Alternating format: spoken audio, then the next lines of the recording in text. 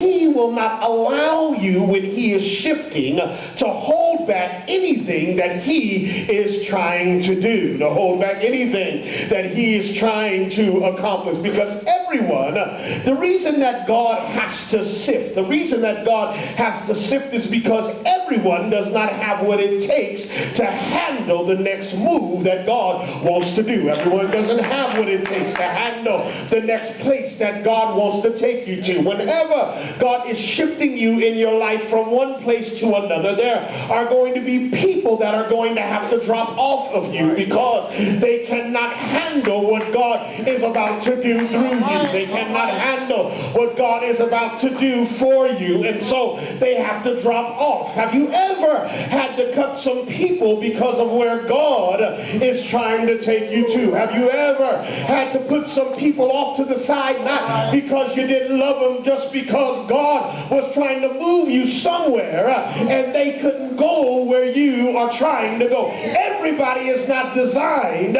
for your destiny. Everybody is not designed to be where you want to be. Everybody is not designed to go where God is trying to take you. There are some people that you're going to have to be okay with saying, I'll check you out on the back end when God gets done doing what it is that he's going to do. And so anyone who's going to handle the shift of God is only going to do it by faith. And it's going to be right where the problem is. The problem is that whenever God is shifting us, we've got to walk by faith and not by sight. Yes. Because oftentimes where God is shifting us, it doesn't look good. Oftentimes where God is shifting us, it doesn't appeal to the eyes. It doesn't appeal to the emotion. It doesn't appeal to the heart. But God does not try to appeal to your natural senses. God does not try to appeal to your natural cognitive mind. All God wants to know is, do you have enough faith to walk after me and do what I called you to do? Kierkegaard said in Fear and Trembling, he said that movements of faith must be made by the virtue of the absurd. In other words, what he is saying is by the good value of what is ridiculous. Anytime there is a good movement of faith, it has to be made by the value of something that seems to be ridiculous, something that seems to be crazy. I wonder if there's anybody in here that God has ever had you move into something and you thought to yourself, God, you must be crazy. God, you must be losing it because there's no way that I can do what it is that you're calling me to do. Has God ever tried to shift you into a place where you felt like that you were not qualified? You felt like you couldn't do it. You felt like you couldn't walk in those shoes. But any time that God puts something on your spirit that seems like it's bigger than you,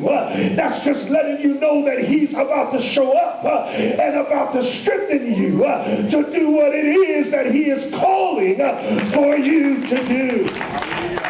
So now the question then becomes, how can the absurd have virtue? And how can the ridiculous have value? How can the absurd be virtuous? And how can something that is ridiculous, how can it have value? Isaiah said it like this. He said when he was talking to Isaiah, he said, for my thoughts are not your thoughts, and my ways are not your ways. He says, as the heavens are higher than the earth, so are my thoughts higher than your thoughts. In order to move by faith, I have to allow the infinite mind of God to impact my finite mind. In order to move by faith, I have to allow the infinite mind of God to have an influence on the way that I think. I have to allow the mind of God to have an influence on the way that I behave. I have to allow the mind of God to have an influence on the way that I process information. revelation. In other words, I cannot process it through my own experiences because where God has taken me, I've never seen anything like this before. Where God has taken me, I've never heard anything like this before. So I can't process it through my own mindset. I can't process it through my own ideology. I've got to let my mind open up to the mind of God and say, God, if you said it, that settles it. And say, God, if you said it, I believe it. Whatever you say, Lord, I'll do what you said I can do. And so now what happens is that my confinement to time in this world causes me to doubt God. What oftentimes causes us to doubt God is that we are confined to the time of this world. And so time fights against time. What do you mean, preacher? That time fights against time because I look at my age and I look at how much time I think I have and I compare it to the time that it's supposed to take. And when I compare both time schedules, it doesn't seem like it can happen. But you know, God is a God that dwells outside of time. He says 1,000 years to the Lord is as one day, and one day as 1,000 years. So he can expand and collapse time as he wills, and he can make it just the right time for you to do what you need to do. I want to encourage somebody in this place who's trying to get back on track. It's not too late because God's got the capacity to make up for lost time that you didn't have in ministry.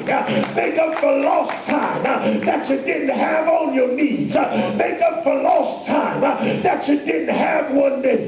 But God has the capacity to take you from where you are and fast forward your life and put you right where you need to be.